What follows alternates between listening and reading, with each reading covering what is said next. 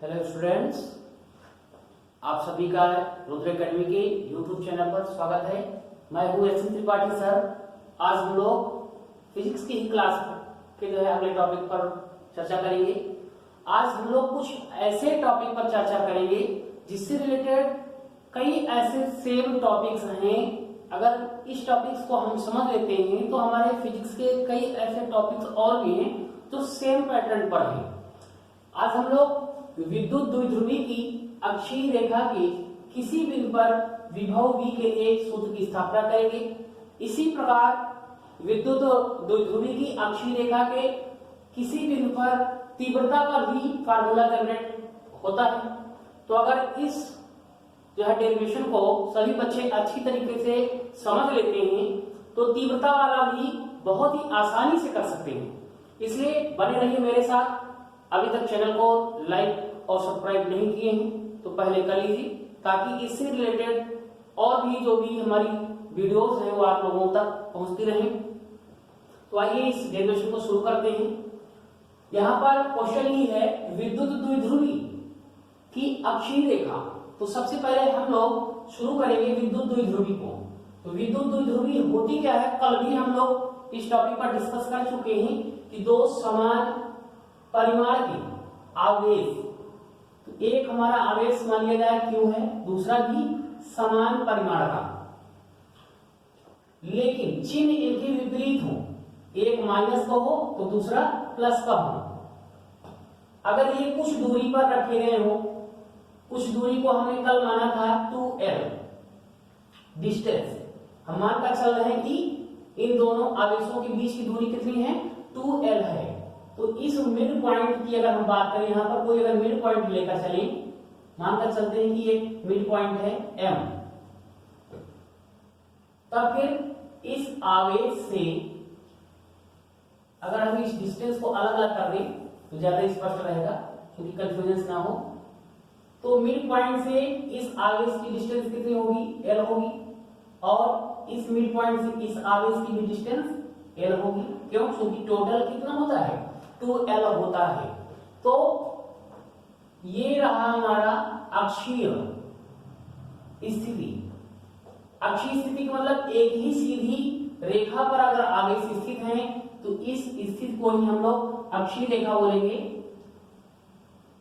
यही हमारी है अक्षीय, ठीक है, रेखा।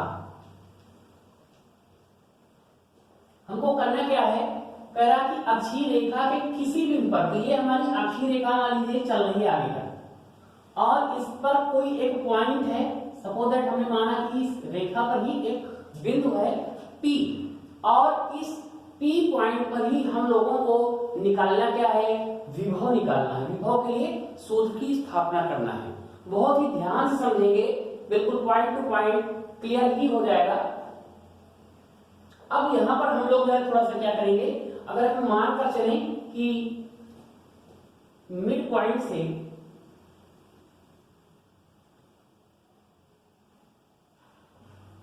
इस P पॉइंट की, मिड पॉइंट से इस P पॉइंट की डिस्टेंस कितनी है, D है। तो Q से इस P पॉइंट की डिस्टेंस कितनी होगी, जो टोटल हमारे लिए D है, यहां तक D से L निकल गया, तो यहां पर क्या बचेगा, D माइनस L हो जाएगा। क्लियर है?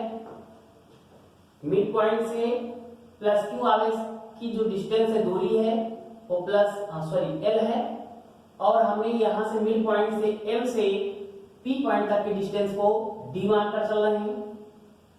तो हमारी ये डिस्टेंस कितनी होगी, D माइनस L होगी। क्यों? क्योंकि ये टोटल D है, तो L हमारी निकल गई, तो बची कितनी, D माइनस L बची। अगर हम बात करें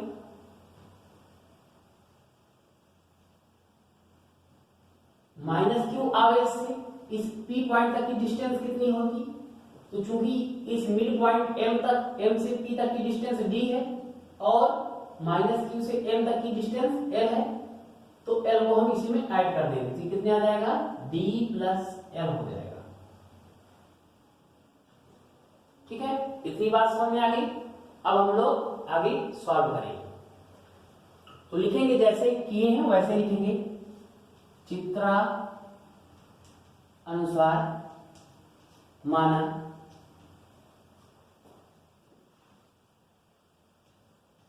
अक्षीय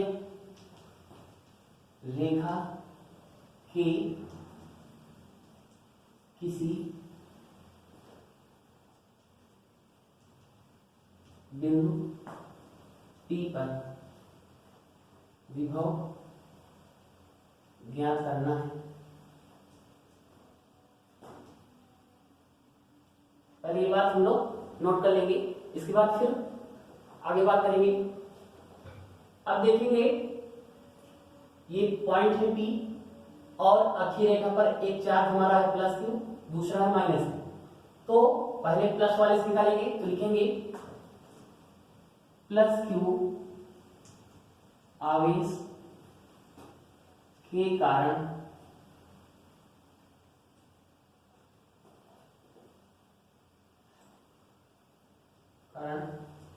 बिंदु P पर उत्पन्न विभव निम्न प्रकार होगा।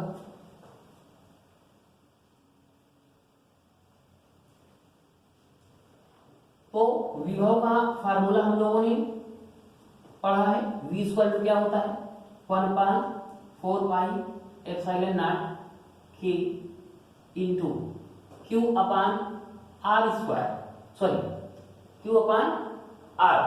तो यहां पर Q अपान R की अगर हम बात करें तो R हमारा कितना है D माइनस L है, तो D माइनस L रखेंगे,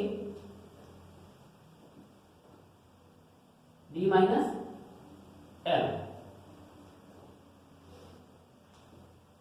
तो हम पहले एक चूंकि प्लस Q आप बिंदु पर निकाल रहे प्लस Q आवेश के कारण तो V1 पहला हमारा विभव अंतर आ जाएगा विभव V1, तो इसको हम समीकरण नंबर 1 दे देंगे। अब लिखेंगे पुनः माइनस Q आवेश के कारण बिंदु P पर उत्पन्न विभव निम्न प्रकार होगा। अब यहां पर इस माइनस वाले आवेश के कारण इस बिंदु पर कितना होगा, तो हम देखेंगे कि यहां पर हमारा आवेश तो माइनस क्यों है, इसलिए फार्मूला भी लगाएंगे V2 equal to 1/4 pi epsilon naught K into यहां पर हमारा हो जाएगा माइनस Q और डिस्टेंस कितनी हो जाएगी D प्लस L हो जाएगी। इसको हम लोग समीकरण नंबर 2 देंगे। ठीक है, इतनी बात समझ में आई। आगे हम लोग फिर से सॉल्व करेंगे। अब लिखेंगे बिंदु P पर कुल विभव, तो कुल विभव यानी V equal to V1 plus V2 होगा। अगर इस बिंदु पर तो हमारा प्लस Q के कारण जो विभव आया V1 और माइनस आवेश के कारण B पर P पर पॉइंट पर जो विभव आया V2, इन दोनों को मिला दिया जाएगा तभी कुल आवेश कुल विभव पता चलेगा। तो हम लोग वैल्यू रखेंगे। तो V1 की वैल्यू हमारे पास आ गई, मान आ गया है, कितना आया है 1/4 pi epsilon naught K into Q अपान D माइनस L। यहां पर प्लस लगा है, प्लस लगा देंगे। V2 का मान भी हमारे पास आ चुका था, कितना 1/4 pi epsilon naught K into कितना है माइनस का Q, यहां पर रखेंगे माइनस का Q अपान में क्या है D प्लस L है, तो D प्लस L लिख देंगे। इतनी बात समझ में आ गई। आगे फिर देखेंगे, देख रहे हैं कि दो पद हैं, दोनों पद में ये चीज कॉमन है और Q भी दोनों में कॉमन है, तो हम लोग Q अपान 4 पाई एप्सिलॉन नॉट K को कॉमन कर लेंगे। ये चीज कॉमन हो गई, कॉमन को तो बाहर कर लिए, तो हमारे पास बचेगी क्या, 1/d माइनस एल बचेगा, 1/d माइनस एल बच जाएगा। यहाँ प्लस है और यहाँ माइनस है, तो प्लस माइनस क्या हो जाएगा, माइनस हो जाएगा। फिर बचेगा क्या, 1/d प्लस एल बच जाएगा। अगला step, v equal to q/4πε0k into, अब इसको हम लोग सॉल्व करेंगे, देखेंगे दोनों का एलसीएम आएगा d माइनस एल और इसका हो जाएगा d प्लस एल। इससे इसको डिवाइड करेंगे तो इसका मल्टीप्लाई ऊपर करेंगे तो आ जाएगा कितना, d प्लस एल आ जाएगा, यहाँ माइनस है, इसका फिर डिवाइड करेंगे तो बचेगा ये, इसका मल्टीप्लाई यहाँ होगा, यहाँ पर ये माइनस का सिंबल चूंकि है तो ये माइनस हो जाएगा और ये जो है ये भी माइनस हो जाएगा। ठीक है, तो कितना आ जाएगा, माइनस का d और माइनस का एल, सॉरी ये कट जाएगा तो ये ऊपर जाएगा, यहाँ माइनस हो जाएगा, ये प्लस हो जाएगा, तो d प्लस एल। इतनी बात समझ में आ गई। यहाँ देखेंगे ये प्लस का है और ये माइनस का है, दोनों कट जाएंगे, कैंसिल हो जाएंगे, तो v इक्वल टू हमारा जाएगा q/4πε0k इंटू बचेगा क्या, l और l कितने हो जाएंगे, 2l हो जाएगा, अपान में आ जाएगा। ये वर्गांतर सूत्र है, डिफरेंस स्क्वायर का फार्मूला है a माइनस बी और a प्लस बी। अगर दो कोष्टक में एक ब्रैकेट्स में a माइनस बी हो, दूसरे में a प्लस बी का फॉर्म हो, तो डिफरेंस स्क्वायर का फार्मूला लगता है, वर्गांतर सूत्र बोलते हैं। तो ये क्या हो जाएगा, d स्क्वायर माइनस का l स्क्वायर हो जाएगा। ठीक है, इतनी बात समझ में आ गई। अब मैं आगे थोड़ा सा रफ करूंगा, इसको यहाँ पर करके दिखा दे रहा हूँ, यहाँ पर जगह स्पेस बची हुई है।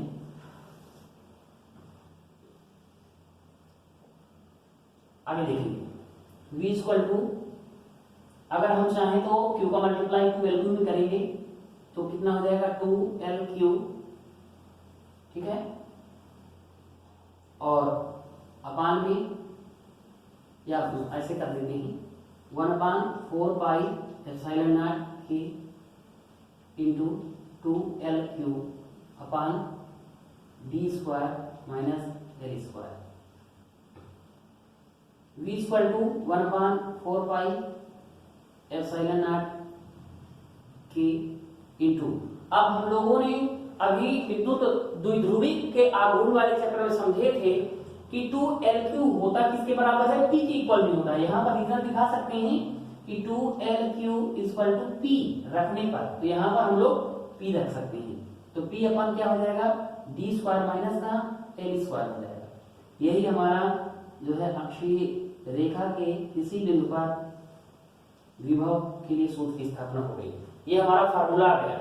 अब यहाँ पर अगर हम बात करें, अगर द्विध्रुवी हमारी बहुत छोटी हो, छोटी द्विध्रुवी हो, छोटी द्विध्रुवी का मतलब ये है कि इतना छोटा हो कि मान लीजिए कि एक आवेश यहाँ है, दूसरा आवेश यहाँ है, और भी पास हो, इतना पास हो कि हम लोग शायद इसको जो है देख ही ना पाए।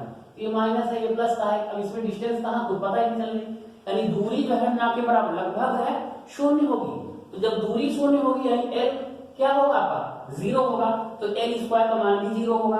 अगर मान 0 यहाँ पर 0 रख देंगे हम लोग, l की जगह पर क्या कर देंगे, 0 रख देंगे, तो यहाँ पर लिखा जाएगा छोटी द्विध्रुवी के लिए l स्क्वायर का मान लगभग 0 रखने पर। तो जब 0 रखा जाएगा तो क्या हो जाएगा, अगले स्टेप इसको भी देखकर समझ ही लेते हैं।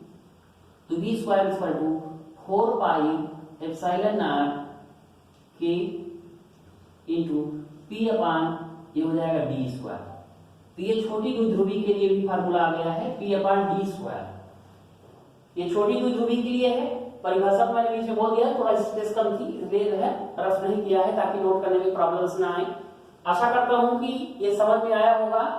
और इस अगर हेडिंग को आप लोग ध्यान से समझ पा रहे हैं तो निश्चित तौर पर अक्षीय रेखा के किसी बिंदु पर तीव्रता E के लिए भी सूत्र की स्थापना का पैटर्न जो है बिल्कुल सेम है। अक्षीय जो रेखा है उसकी स्थिति के लिए और निरक्षी वाले भी ऐसे ही काम कर जाएगा, थोड़ा सा उसका बस पैटर्न चेंज हो रहा है हल्का सा, बाकी पैटर्न सेम ही है। कई ऐसे डेरिवेशंस हैं जिनका सेम पैटर्न पर ही होना है, इसलिए इस पैटर्न को जो है आप लोग बहुत ध्यान से समझिए, इस डेरिवेशन को कई बार प्रैक्टिस करिएगा, जिससे जो है आगे के डेरिवेशन बहुत इजी लगने लगे। और चैनल को अभी तक लाइक और सब्सक्राइब नहीं किए हैं तो कर लीजिए, ताकि जो है हम लोग अगली वीडियो पर फिर से मिल सकें। अगले वीडियो में कुछ हम लोग डेरिवेशंस और कुछ न्यूमेरिकल्स हैं उन पर भी चर्चाएं करेंगे, और बहुत ही जल्द हम लोग टॉप जो है 50 क्वेश्चंस का एक शेड्यूल बनाएंगे, जिसमें एग्जाम एक रिफ्रेशर होगा। एग्जाम के लिए जो है आप लोगों के लिए, बोर्ड एग्जाम के लिए बहुत ही महत्वपूर्ण क्वेश्चन का समावेशन होगा। तो वीडियो पर जो है बने रहिए। आज के लिए इतना ही। थैंक यू वेरी मच, धन्यवाद।